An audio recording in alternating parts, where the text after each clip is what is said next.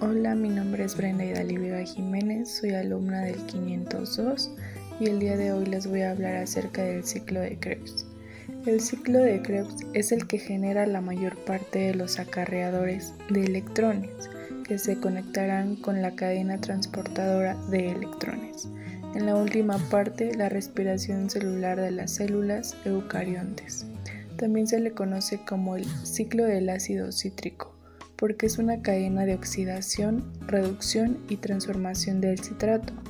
El citrato o ácido cítrico es una estructura de 6 carbonos que completa el ciclo regenerándose en oxalacetato.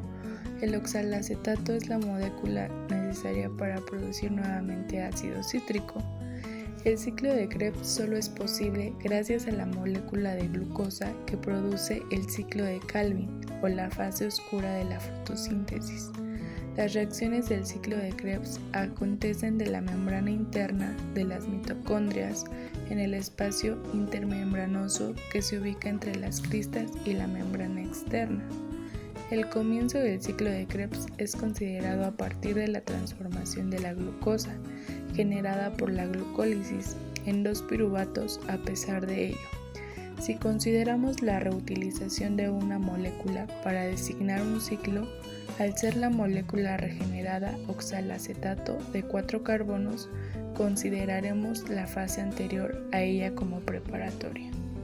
En la fase preparatoria, la glucosa obtenida de la glucólisis se separa para crear 2 piruvatos, produciendo también un ATP y un NADH por piruvato. Cada piruvato se oxidará transformándose en una molécula de acetil-CoA de 2 carbonos y generando un NADH de NADE. El ciclo de Krebs recorre cada ciclo 2 veces simultáneamente por las 2 coenzimas acetil-CoA que generan 2 piruvatos mencionados. Cada ciclo se divide en 9 pasos, donde se detallarán las enzimas catalizadoras más relevantes para la regulación del equilibrio energético necesario. Para el primer paso, la molécula de acetil-CoA de 2 carbonos se une a la molécula oxalacetato de 4 carbonos, libera grupo CoA y produce citrato de 6 carbonos, ácido cítrico. En el segundo y tercer paso, la molécula de citrato de 6 carbonos se convierte en isómero, isocitrato, primero retirando una molécula de agua para que en el paso siguiente se incorpore nuevamente, lo que libera una molécula de agua y produce isómero isotrato y H2O. En el cuarto paso, la molécula de isocitrato de 6 carbonos se oxida transformándose en acetoglutarato que libera CO2, produce acetoglutarato de 5 carbonos y NADH de NADH+, enzima relevante isocitrato deshidrogenasa. En el quinto paso, la molécula de acetoglutarato de 5 carbonos se oxida obteniendo succinil-CoA, libera CO2, produce succinil-CoA de 4 carbonos y enzima relevante acetoglutarato deshidrogenasa. En el sexto paso, la molécula succinil-CoA de 4 carbonos sustituye su grupo CoA por un grupo de fosfato, produciendo succinato.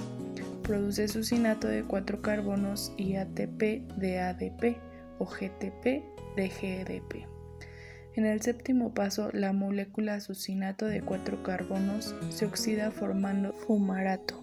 Produce fumarato de 4 carbonos y FeDH2 de FDA. Enzima permite que el FeDH2 transfiera sus electrones directamente a la cadena de transporte de electrones. En el octavo paso, la molécula de fumarato de 4 carbonos se le agrega a la molécula de malato, libera H2O y produce malato de 4 carbonos. En el noveno paso, la molécula de malato de 4 carbonos se oxida regenerando la molécula de oxalacetato. Produce oxalacetato de 4 carbonos y NADH de NAD. El ciclo de Krebs produce la gran mayoría de los ATP teóricos que genera la respiración celular. 6 NADH que genera 18 ATPs, 2 ATP, 2 FADH2 que genera A4 ATPs. La suma anterior nos da 24 de los 38 ATP teóricos que resultan de la respiración celular.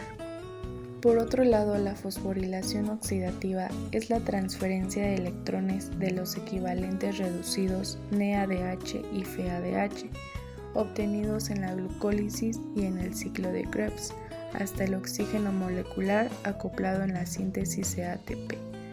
La fosforilación oxidativa es un proceso bioquímico que ocurre en las células, en el proceso catabolismo de la respiración celular tras la glucólisis y el ciclo del ácido cítrico. Dentro de las células, la fosforilación oxidativa se produce en las membranas biológicas.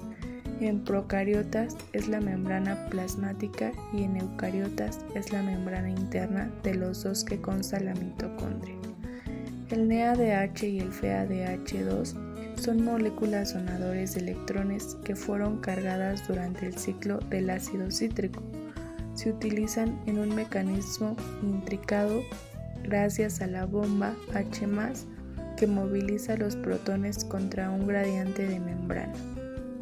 Este proceso metabólico está formado por un conjunto de enzimas complejas ubicadas en la membrana interna de las mitocondrias, que catalizan varias reacciones de óxido-reducción, donde el oxígeno es el aceptor final de electrones y donde se forman finalmente el agua.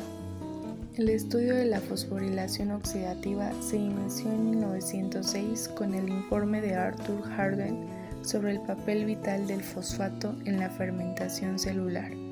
Aunque inicialmente se pensaba que solo los azúcar fosfato estaban involucrados, sin embargo, a principios de los años 1940, la relación entre la oxidación de los azúcares y la generación de ATP fue establecida de forma definitiva, confirmando el papel central del ATP, que es la transferencia de energía. La fosforilación oxidativa funciona con dos tipos de reacciones que están acopladas. Una se utiliza como reacción química que libera energía, mientras que la otra utiliza esa energía para llevar a cabo sus reacciones.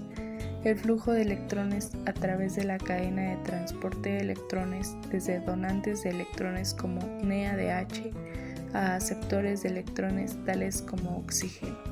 Es un proceso exergónico que libera energía, mientras que la síntesis de ATP es un proceso endergónico, el cual requiere energía. Esperando que esta información sea de su agrado, me despido y muchas gracias.